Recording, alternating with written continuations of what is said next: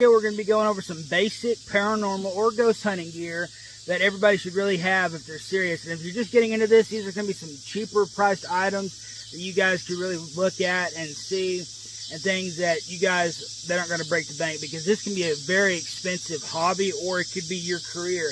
But it's going to be very expensive to get into if you're buying all top of the line equipment. And it's better just to have some decent equipment that isn't breaking the bank than going out and spending a fortune on equipment that, yes, it's very great, but then you're broke and you can't afford to travel anywhere, or you just go with the cheaper version and it ends up being not so good. So in today's video, I'm going to go over a few things here, starting off with the EMF detectors, guys. How these work: they contain sensors that pick up the electromagnetic radiation, displaying the results on the lights and numbers or sounds and signals. There's many variations of these that use EMF readers. As you can see, this one right here has flashing lights and it does pick it up. And this one here is a digital readout. You guys can see the difference between these two right here. They both work great. I prefer this one. It does give you the actual numbers and the readout of what's going on. As you can see right there, it is redlining because it's picking up the field off of my phone, because that's caused by radiation, and as we all know, phones cause radiation at the end of the day. Whenever it comes to picking these out, guys, this one was about 50 bucks. This one came with other things in a kit. They both work. They're both going to get you guys started, and there is a lot of bulk kits out there, but whenever you're making these decisions on buying this gear, guys, make sure that you're looking into the reviews and the results of these things, and don't just go off of it and buy it because it seems like it's a great deal. Really do some research, dig in, like in this YouTube video here. A great place to look in and find what you guys really need in that aspect of things. While we're on the deal of electromagnetic fields and radiation and things along those lines, things that it can cause, we're going to go into dowsing rods, guys. There's a lot of skepticism behind dowsing rods. This one's fully extended here. As you can see, this is one that's actually closed up right here. It just looks like a regular everyday pin. Extremely easy to carry. But how these work is that if you're around electromagnetic fields, just like on the EMF readers, is that you would hold these out in your hands, just like this, and if you're in a field or around a field, they would start to move. It is important to know, though, guys, that if you're somebody that's really fidgety, these are not the ideal things for you, and they need to be in somebody's hands in your group that can have it, because these can move around real easily, and they really are not the most accurate thing as far as measuring. Have I had them work before? Yes. There's some of them that comes with plumbs that can be used to kind of counterbalance and weigh things out like that. But these rods move in response to the subconsciousness of the investigator sometimes, and that's something that you guys have to keep in mind. So again, if you're fidgety, not the thing for you. But there are ongoing debates about the effectiveness and accuracy of dowsing rods in paranormal investigations. What do you guys think about dowsing rods in ghost hunting? Do you think they're accurate? Do you think that there's just something else out there? Let us know in the comments down below, guys. I want to hear from you guys about this. Getting into lighting, and you guys might already know this, but something that you should always have with you is a flashlight. I carry a flashlight with me every day. It's especially important because whenever you're paranormal investigating, you're into some very dark places, especially if you have to go down in some basements or cellars or places like that, because that just seems to be where that stuff seems to live, or seems to be, just like in the movies. It's always the creepy places that seem to have that stuff, but not always. So keep that in mind as you go out and keep on investigating there, guys. Something else, these are black lights. For those of you guys who've never used a black light before, these are used so you can see like where people have touched, or you can see that something has been there. Really great used on a wall. These aren't exactly the most powerful things, so you got to get really close up there to it and everything. But black lights, these are cheaper black lights that make big wands that you can see things on the wall. Investigators and actual homicides and stuff will use black lights to see if there's any fluids or anything like on the crime scene. It's really easy to use, guys, and just a nice piece of equipment to add in to your laboratory there. And while I'm on this, having a standard flashlight is great, but if you can have a red light or a green light, that's even better, because then it's not going to throw out your night vision. And what I mean by that is your eyes won't have to adjust back. the same reason that I recommend you guys carry a green light or a red light in your car. So that way you aren't throwing out your night vision if you're out there and you're trying to read a map. I don't know how many people like reading maps, but it all corresponds to the paranormal guys and investigations. And it's not to add creepiness to your videos or anything, but having a green light or a red light, you know, the lumens in there and the bulbs will be that color, really do help, because then you can still see, because you might be going down some slick stairs, you might be going down into an area that is extremely unlevel, to be slick, like the old penitentiary up in Jefferson City up here. That is a good example. There's like pieces chipping off and everything, and you could slip down real easily if you could not see where you're going, or if it threw out your night vision where you kind of just couldn't see small debris like that. Anybody that's ever seen Sam and Colby has probably seen these. Yes, they're cat toys. They are motion censored, activated. You can shut it off with a click of a button right here. And having things like this is just great, because you can go and set them down. As you can see, it's going to continue to flash because I'm still holding on to it and I'm still moving around.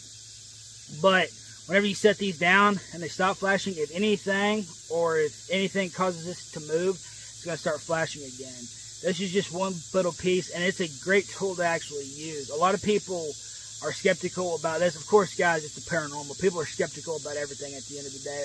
And honestly, at the end of the day, somebody's going to call you a liar, like one way or the other. So you may as well just do what you want and, you know, gather your own evidence. It only matters what you think. It really doesn't matter what anybody else thinks at the end of the day, because you're there, they're not. Gather your evidence. Use whatever you can. Like these right here, that may seem like a cheap toy, but they sure do work wonders, guys, because they can pick up on things, set them down. You do have to be careful and make sure that people in your group know where you set these down at, because they can walk by, trip them, especially if they're out of view and then the camera is in view.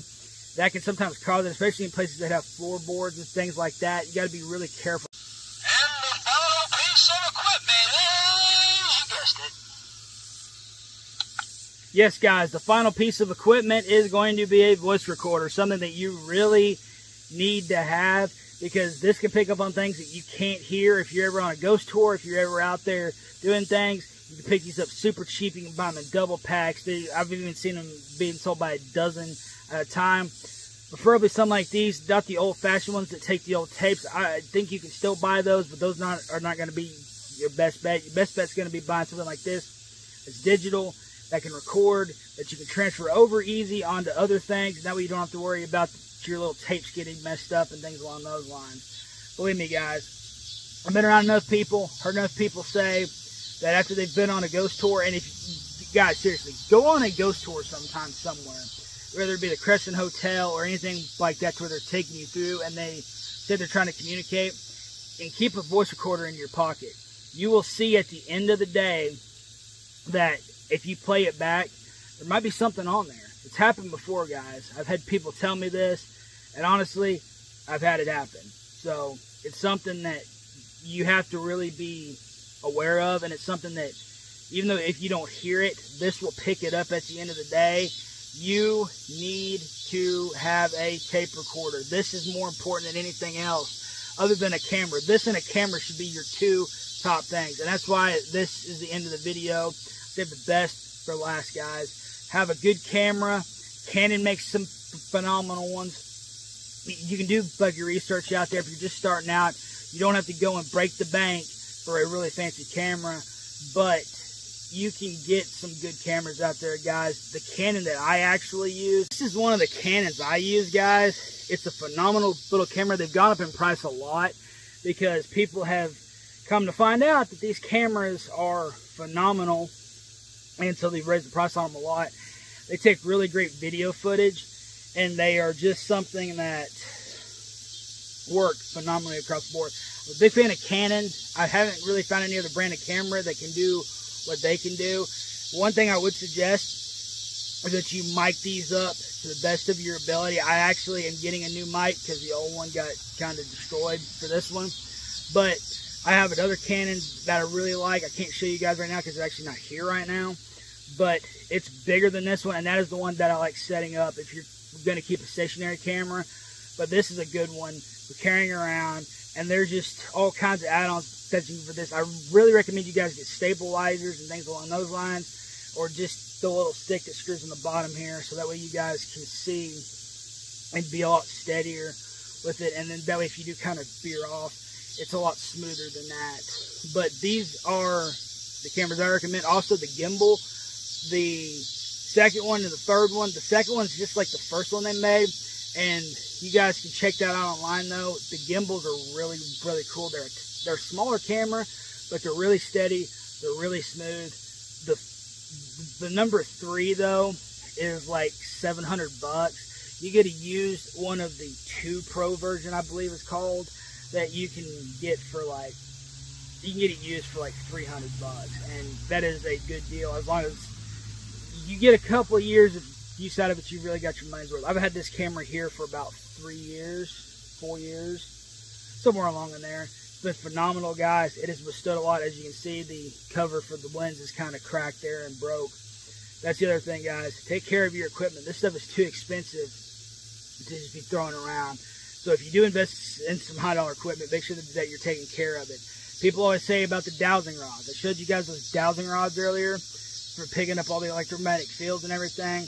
People are like, "Oh, I break those all the time because yeah, because you're too rough on it. You got to be gentle on that stuff, because that stuff is kind of flimsy. I mean, they're super lightweight, but they have to be, because you're going to be carrying them around quite a bit, more than most likely, right? So just make sure that you know what you're getting and be careful. Just like this voice recorder right here. If I was super rough on it, it would not last. Take care of your equipment, guys. Take care of each other.